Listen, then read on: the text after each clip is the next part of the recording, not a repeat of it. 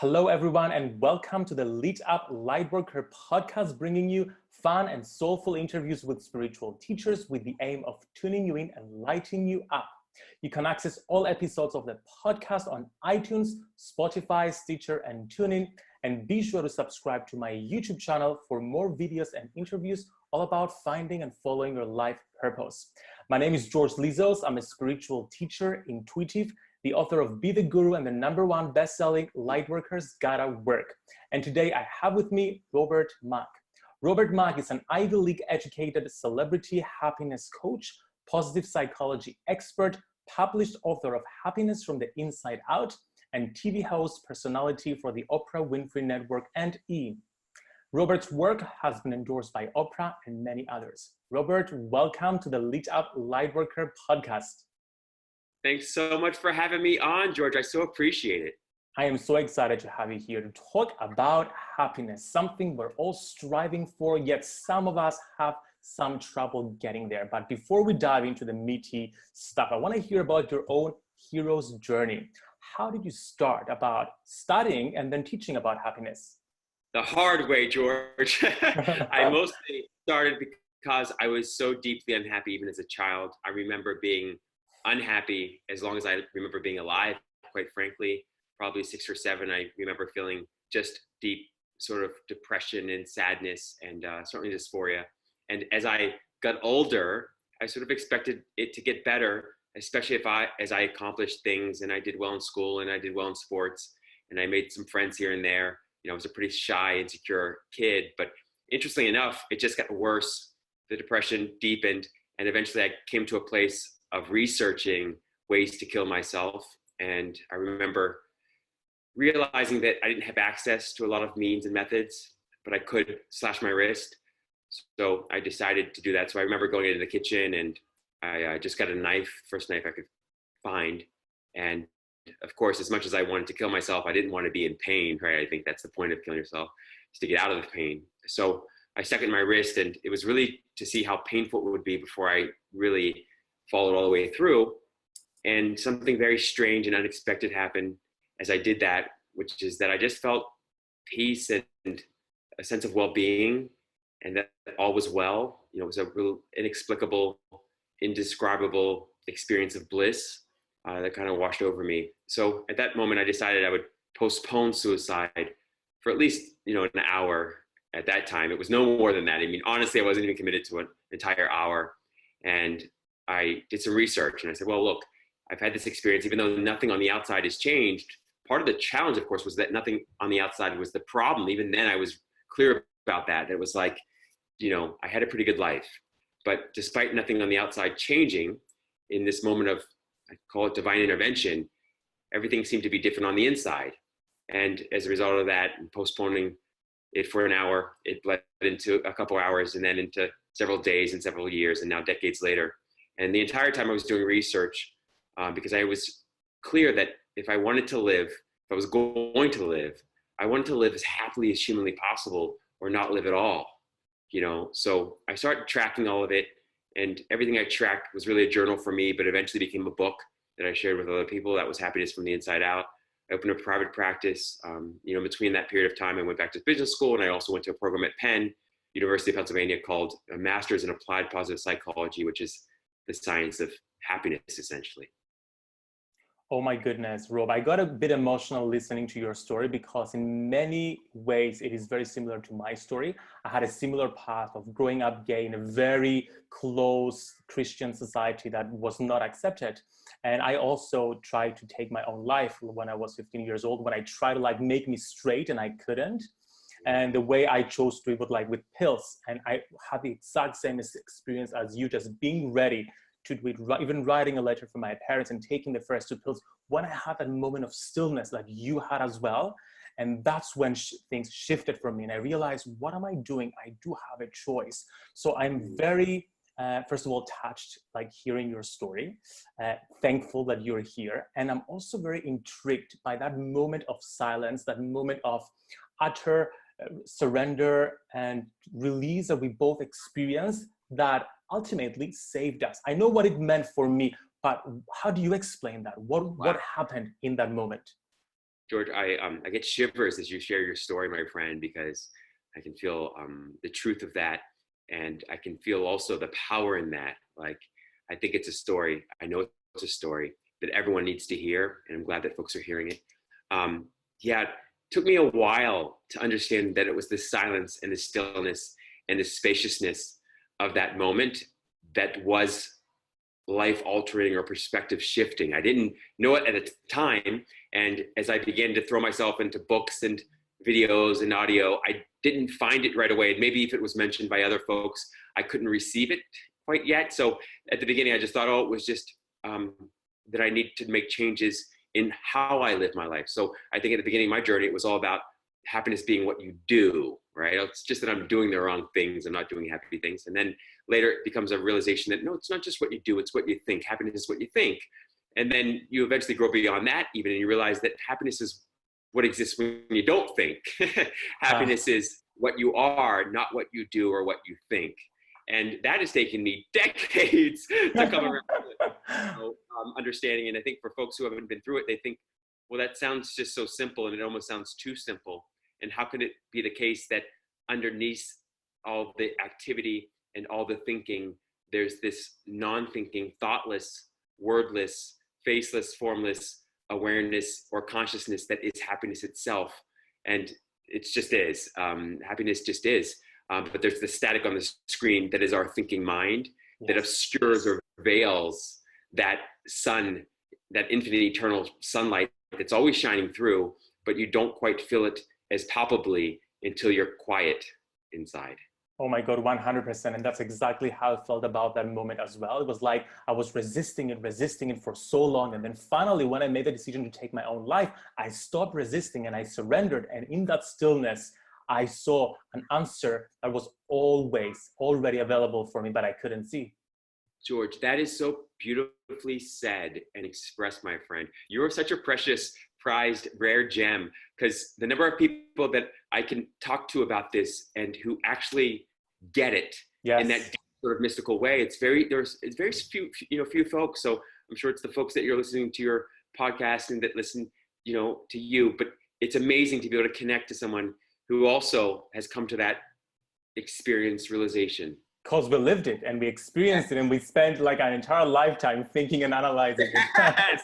Yeah, it's so funny. It's why you see those laughing, statues or, little Buddha figures. Yes. They're laughing. It's like this thing that you've been searching and seeking everywhere, and within everyone has always been right under your nose, there all along. And it sounds like such a cliche, but cliches become cliches for a reason. And it's just profound that we would spend so much time, energy, and effort looking for what we essentially are. Exactly. So we've basically defined happiness, but let's just put it in a more concrete definition. In your experience, what is happiness?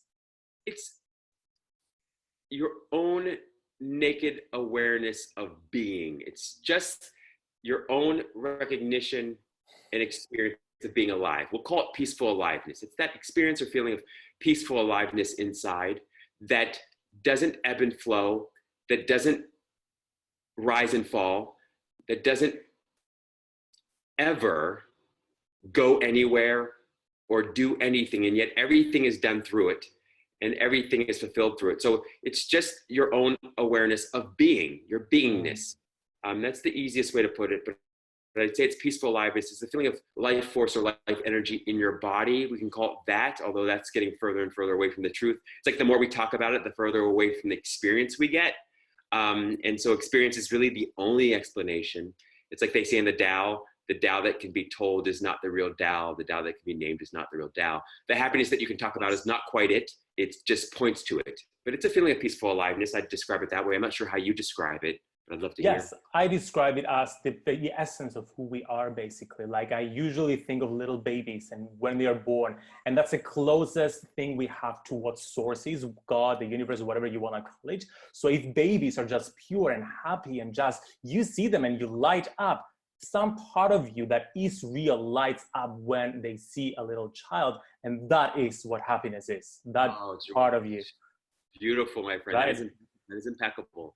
And I agree with you. It's like they say, mystics, and I would just call a mystic someone who's rediscovered the happiness within. is a twice born child, because the first time when you're a child, you're blissful, but you're not quite aware that you're Yes. blissful. Or I'd say that Yes. you're bliss, but you're not aware that you're bliss. The second time, as a mystic, you are aware that you're bliss, that you're blissful, and therefore the bliss is so much deeper. Oh my God, 100%. And yet, so many people, like, as you said, we search for happiness outside of ourselves, and we tend to confuse pleasure with happiness. Now, I want you to talk about the distinction between the two, because we use the two words interchangeably, like, oh, this makes me so happy, this chocolate makes me happy, this guy makes me happy. What is the difference? Yeah, so boy, you're just hitting on all the best points, Joy. I mean, you really are. So yeah, you're right. You know, happiness is pleasant and pleasurable, but happiness is not pleasure, right? Mm. Pleasure is not happiness. And so the idea is that I think of, we'll call it happiness of the body is pleasure. How about that? Right? So pleasure is happiness of the body. And happiness is really just happiness and health of the spirit, I'd say. But to even say that there's degrees of happiness or health of the spirit is not quite right, because spirit itself is perfect health. It's perfect happiness.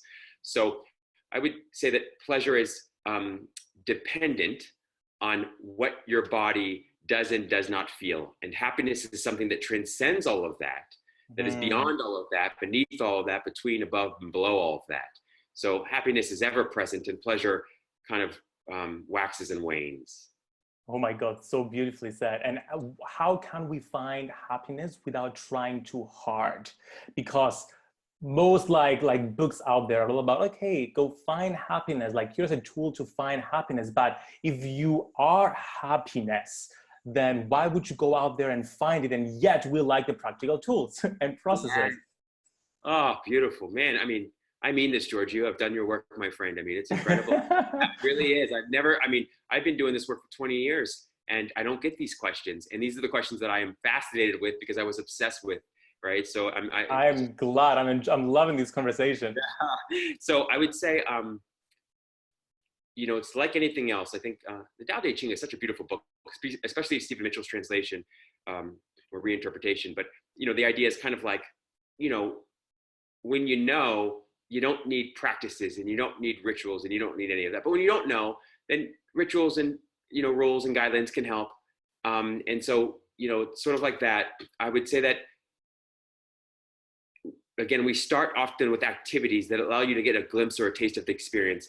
And then before long, you realize that the peaceful aliveness you experience when you're washing the dishes that you didn't experience before, or washing the car, or just sitting and doing nothing, all of a sudden you discover, wait, that peaceful aliveness isn't in the activity, it's in me, right? That we're enlivened with this peaceful aliveness, but it's really coming from me or through me, you know. And so I would say that, you know, you're right. We talk a lot about spiritual practices, and they're great because they encourage you and they point you basically back in the direction of yourself. And I always joke and say, like, one of my favorite practices is practicing the presence of God, the presence of life, the presence of myself or yourself. And it's not a presence. I mean, it's not a practice. It's a non-practice. It's kind of like sitting. Like sitting, you think of it, oh, is sitting a practice? No, it's actually not the use of the legs. It's the non-use of your legs. And so happiness is like that. The easiest way for me to put it is relaxing. So one thing that I try to do and learn to do is, no matter what my body is doing, I try to remind myself when I need to that I'm not the doer, but that something is being done through me, often through meditation, which sometimes can be called a practice in the beginning, but meditation ultimately is what you are. It's not what you do. But meditation, it gives you this experience of this insight where you come to a place and you realize, oh, wait, I'm not breathing, I'm being breathed. In the same way, we're not living, we're being lived. If you notice, all of the most life-critical activities go on better without our effort, without our trying, right? When we relax, the guy that broke the first 4-minute mile, the guy that ran it fastest ever at that time was a guy named Roger Bannister. And they asked him, hey, Roger, how did you run the 4-minute mile, the mile in 4 minutes? And he said, well, the secret to running fast is to relax. So they said, well, how can you relax? He said, I relax on the inside.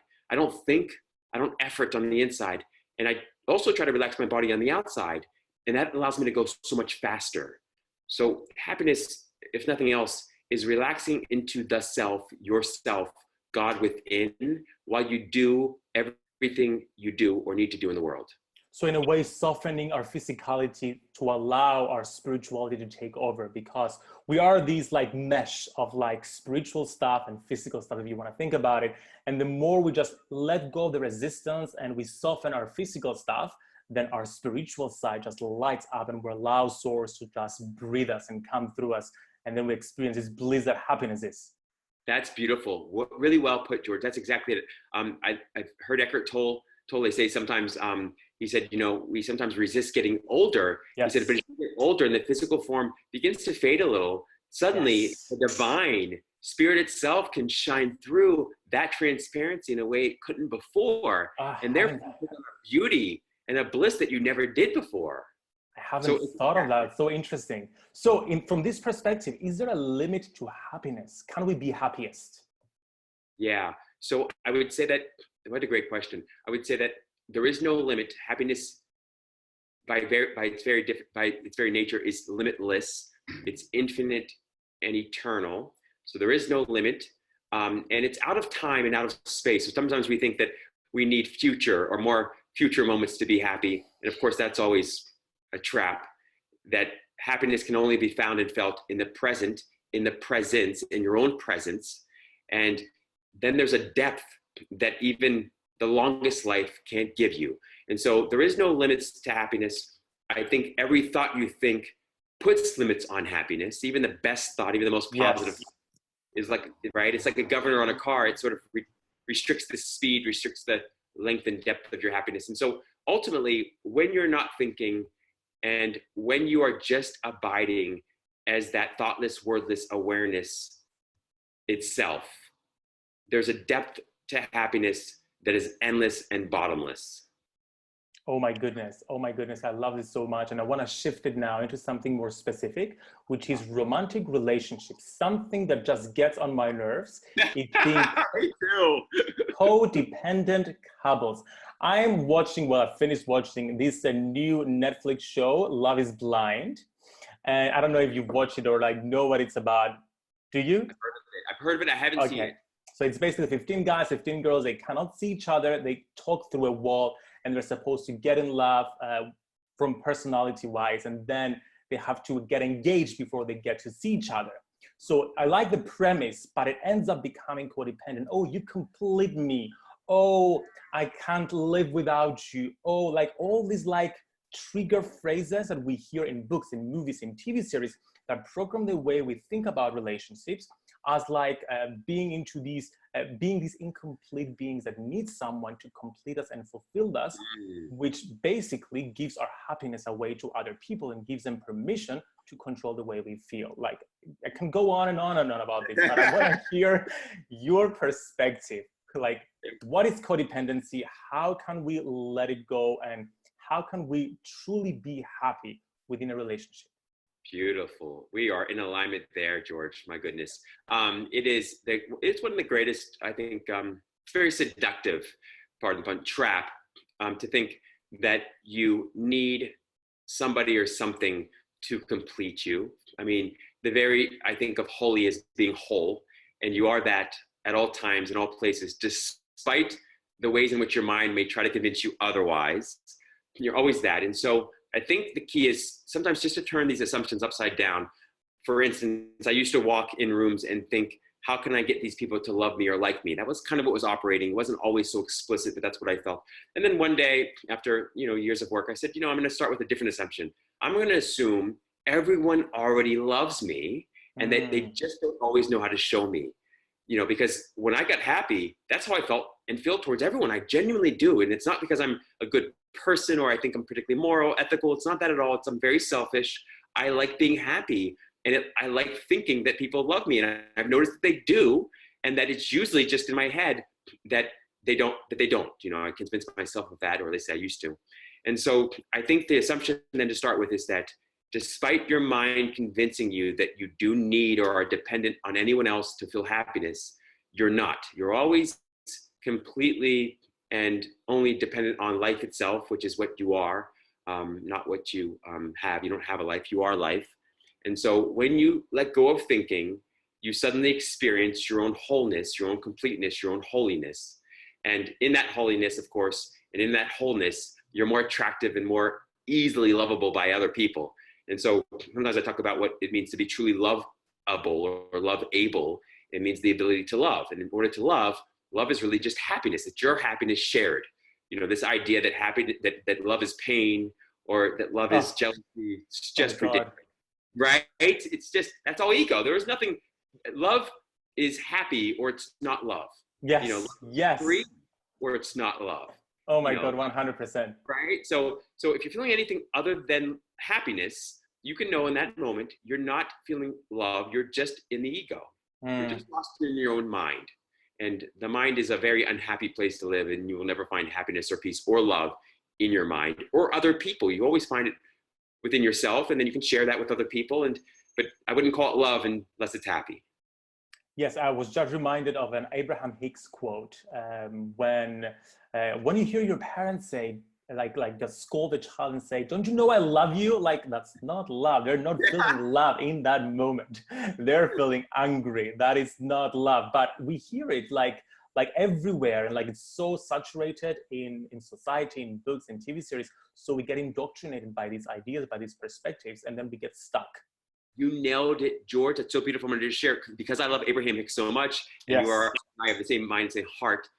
They also have this thing they say, which I love. They say, "Isn't it interesting when somebody calls you selfish? They're basically saying you're selfish for not getting into my selfish needs and desires."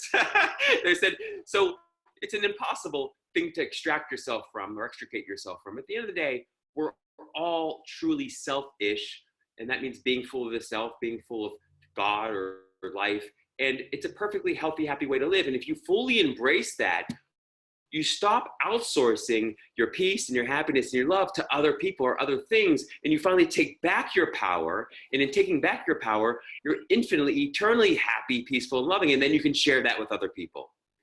Oh my goodness, amen. I want to end on this high note.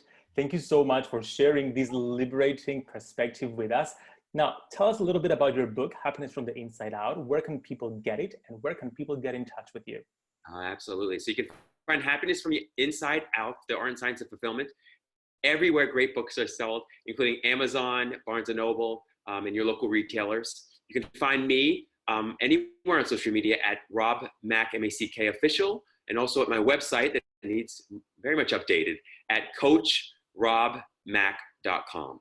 Robert, thank you so much for sharing your tools with us. And it's been such a pleasure having this conversation with you. You are such a blessing and a benediction, George. I appreciate you so much, brother.